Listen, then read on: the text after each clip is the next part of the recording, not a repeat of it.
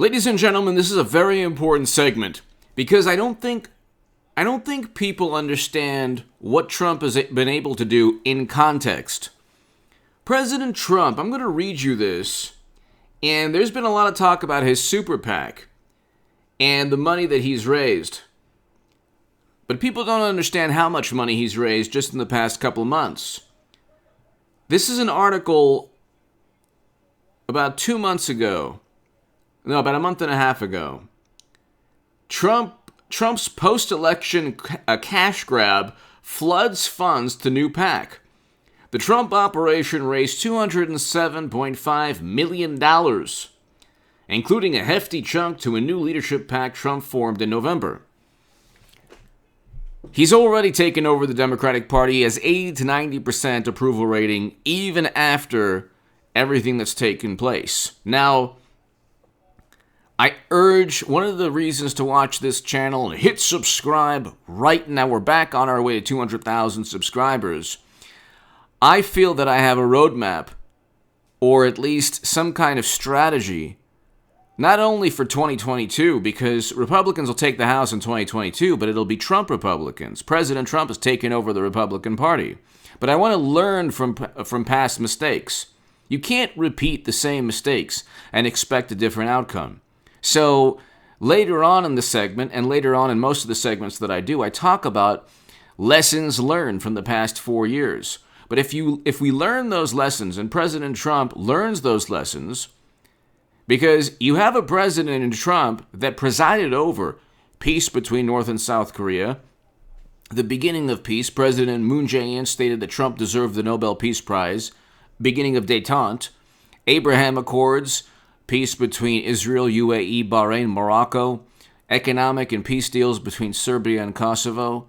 The word with President Trump is international peace deals, or paradigm-changing moments from a foreign policy perspective. He was able to accomplish a great deal, which is one of the reasons he's getting $200+ million in just a couple of months. There's no doubt that he controls the Republican Party, but hit subscribe to this channel right now. Go to hagoodman.com if you want to support my voice long-term. My Patreon is there. My Patreon's below as well if you want to support to my new Patreons. Thank you so very, very much. You can read my writing in The Hill, The Huffington Post, Salon, The Jerusalem Post. You can see my debates on hagoodman.com. But ladies and gentlemen, you need to understand, I think everyone should understand the context here. President Trump let's put it this way. Democrats have every possible conceivable advantage over Trump. Every conceivable advantage. They have virtually all of media. You have journalists that are no longer objective journalists. There's no such thing as an objective journalist anymore. Almost everybody is an activist for the Democratic Party and for the liberal cause or ideology. That's a fact. That's not hyperbole. It maybe used to be hyperbole 5-6 years ago. Well, not even. Maybe it was a hyperbolic statement, years back. But there is universal and 92% negative media coverage, according to one study. Democrats have the New York Times, the Washington Post, MSNBC, CNN, and you can't say that, if they're against Trump, that might be objective reality. They don't care if Attorney General Loretta Lynch meets with Bill Clinton to speak about golf, Brexit, and grandchildren. They'll never investigate whether President Obama knew that his Secretary of State had servers with top secret intelligence on them, private servers for 4 years. Of course he knew. We know that from emails.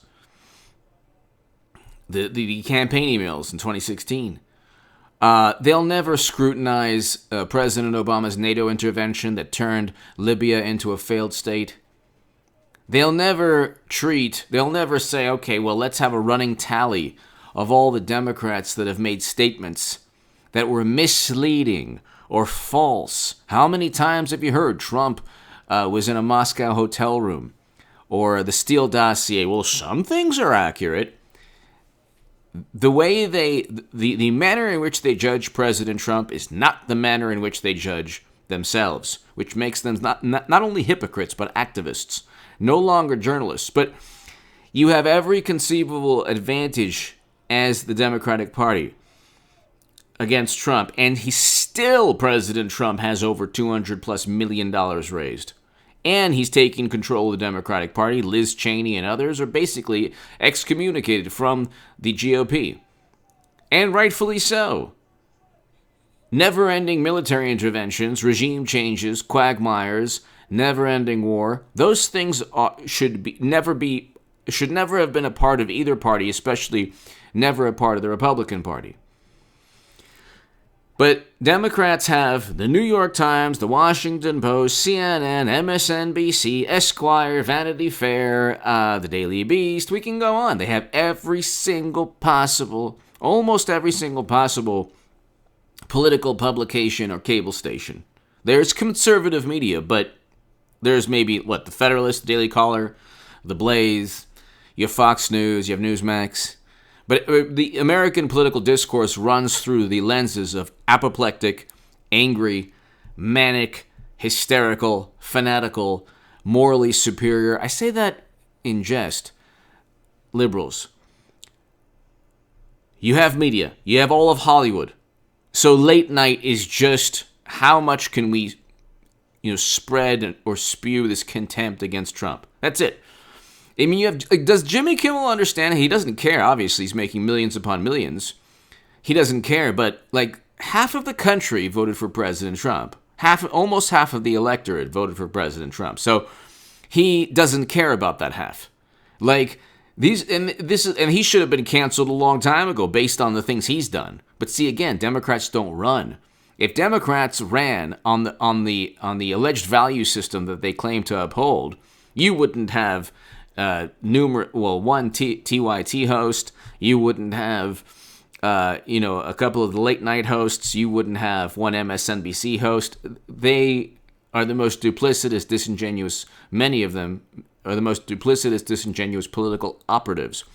But you have media beholden to the Democratic Party, pushing any narrative without any pushback from the Republican Party. You have corrupt intelligence officials. Without media, corrupt intelligence officials, Hollywood, and this is the most important thing, there's no opposition political party. You have Jeff Sessions and Paul Ryan and Mitt Romney and Ben Sasse. You had Republicans investigating President Trump. You had Republicans investigating a Republican president. That would never happen. You got to give Democrats credit in terms of their singular focus on, they're the ones who demand loyalty and who get loyalty. It's not Trump. Pretty much every accusation against Trump, they're guilty of. They demand obedience, loyalty, allegiance, and anyone who falls out of line.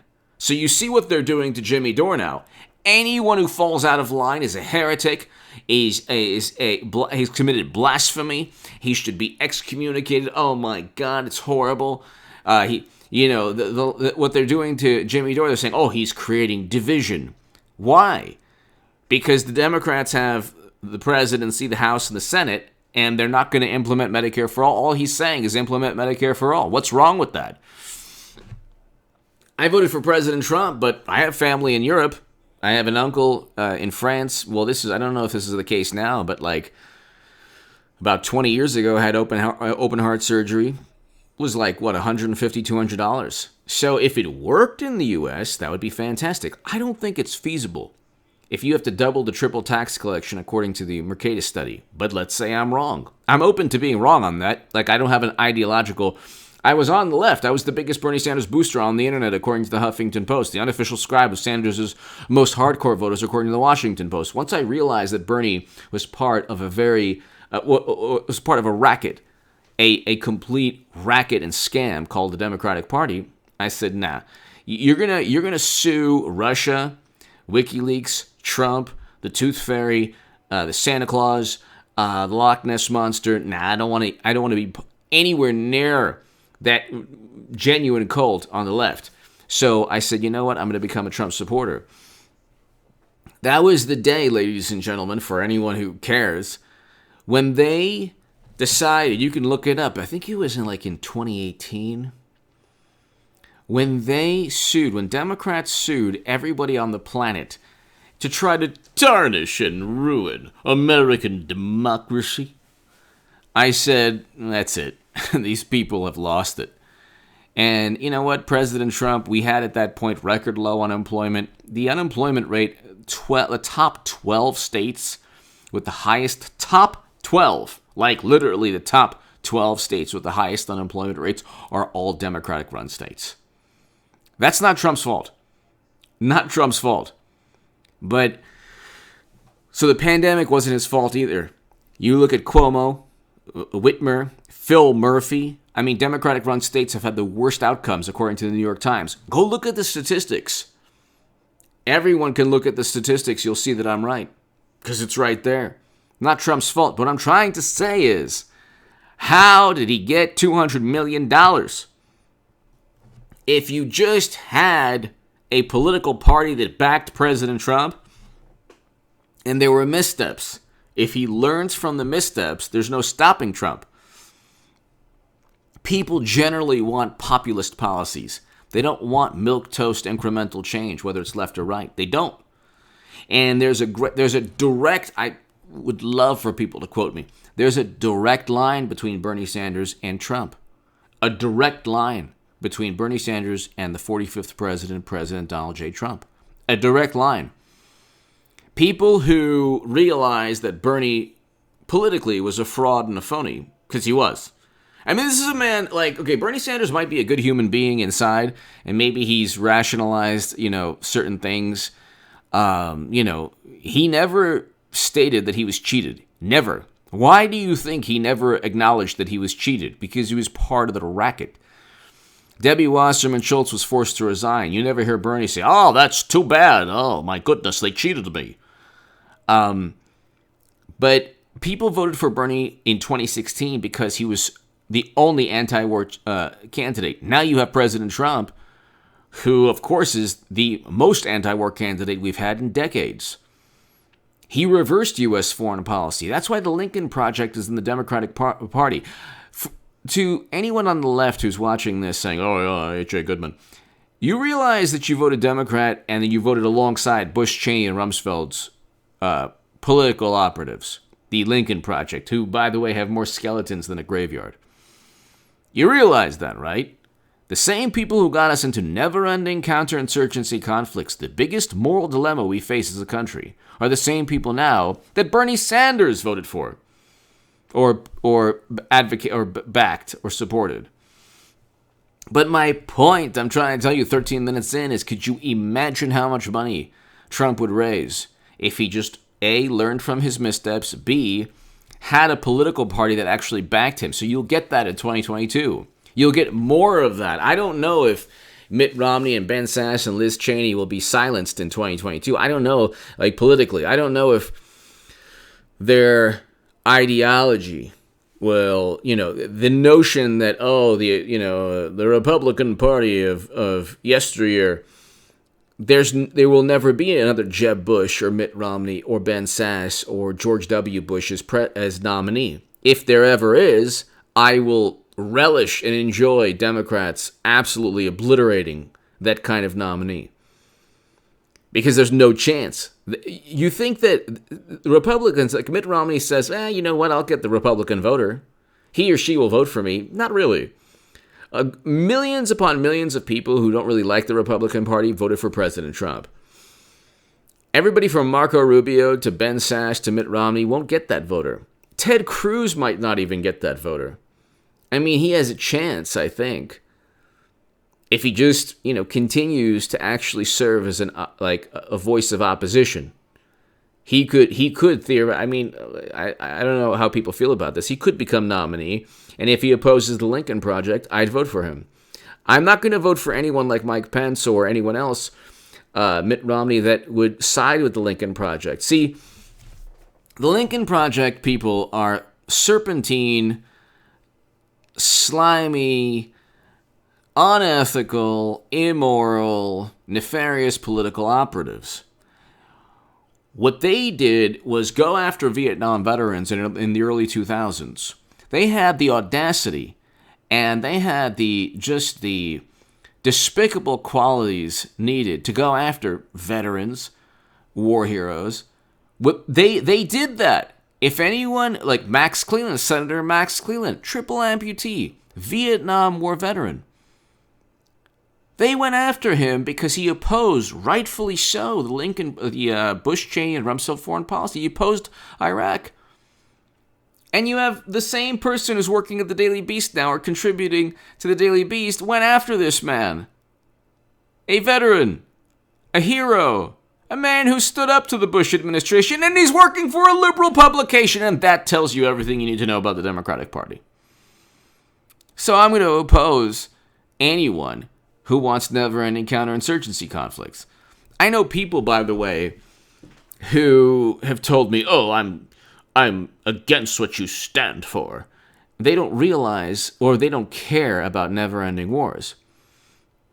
I think that it is a moral imperative to have voted for President Trump if you wanted to reverse and end America's never-ending military interventions.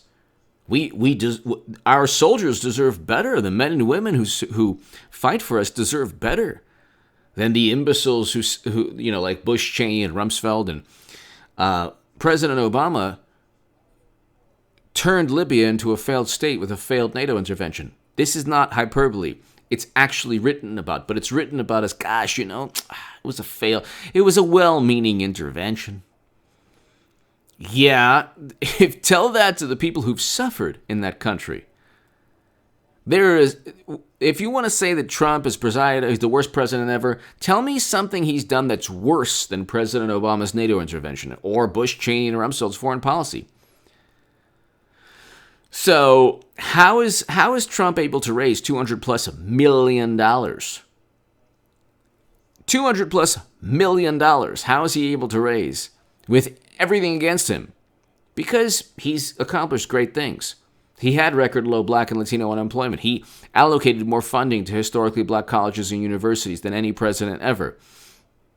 For people who want to call President Trump racist, President Obama and Bush didn't do that.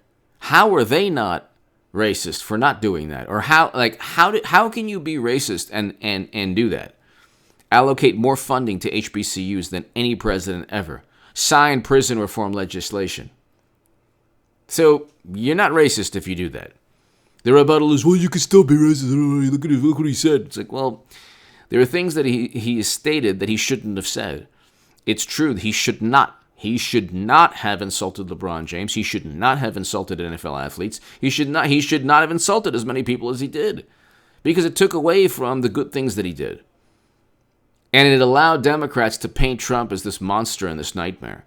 Anyway, give me your thoughts below. If President Trump learns from his mistakes, builds upon his successes and achievements, and gets a political party that actually backs him for once, in the past, for once in his life, then there's no stopping Trump and the Republican Party. Give me your thoughts below. And I'm not a Republican. I'm just saying, a populist political party that's against regime change and interventions will always win if they embrace the one person that actually won in 2016. Give me your thoughts below. Hit subscribe right now. Thank you. How did President Trump get over $200 million? Because he's done amazing things. Give me your